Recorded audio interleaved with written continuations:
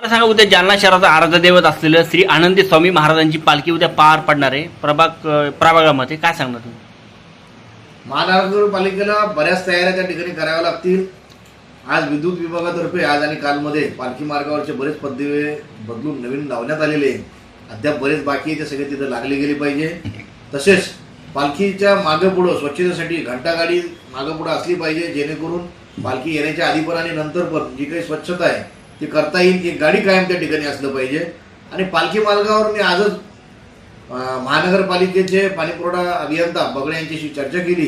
त्यांना एकच सांगितलं की कुठल्याही परिस्थितीत संपूर्ण पालखी मार्गावर पाणी सोडा, जेणेकरून उद्या लोकांना त्याचा त्रास होणार नाही. लोकांकडे बरेच पाहुणे वगैरे आलेले असतात ह्या काळामध्ये आणि लोकांना खूप पाणी लागतं.